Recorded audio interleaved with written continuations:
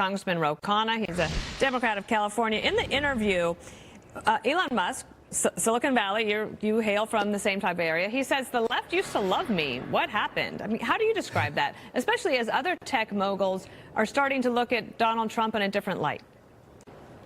Well, look, I've known Elon for a long time. I've praised Tesla. I've praised SpaceX. I've said Elon stick to cars and Mars. The challenge is that there are things he can do, the executive branch, in their discretion. They can tell these agencies, eliminate the contracts to Politico or Bloomberg or Washington Post. They can renegotiate real estate deals. But what they can't do is cut agencies, cut things that Congress has specifically authorized and appropriated. And what we've said is come to Congress for things that are in Congress's jurisdiction. But yesterday, Judge Chutkan, though, in Washington declined to offer a temporary restraining order to 14 state attorneys general who are trying to do just that. Well, there have been other judges. There have been judges who've ruled that they can't pause payments. Ultimately, this is going to go to the Supreme Court. But to me, it's pretty common sense. There are things that Congress specify when we pass laws. We say there has to be a USAID. There has to be funding for Title I schools in working class neighborhoods. There are other things that we don't specify, where we just appropriate the money.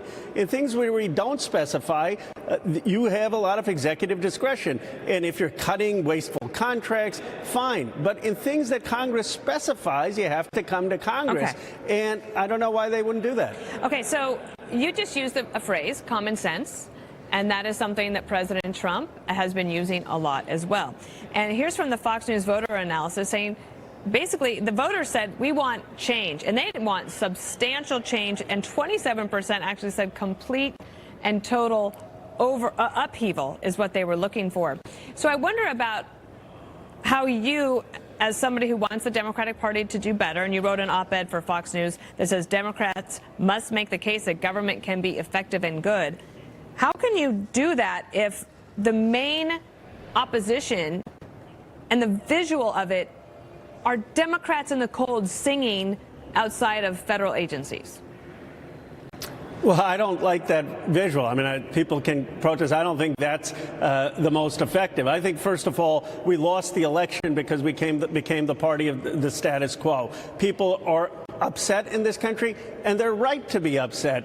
Jobs were offshored. Industries were hollowed out. China is winning in so many of these new industries, and the income gap has increased in the United States. We need to acknowledge that. Then we need to get outside of D.C., into the heartland, into different parts of the country, and share our vision of how we're going to help bring these communities back up, how we're going to create economic success, and that would be much more effective. And then talk about why people still need certain government services, like funding for schools, funding for Social Security, funding for Medicare. Well, no, but I mean, they were very explicit last night saying Social Security and Medicare and Medicaid, President Trump said, will be roped off. Nothing is going to happen to those funds. Let me just ask you one last question.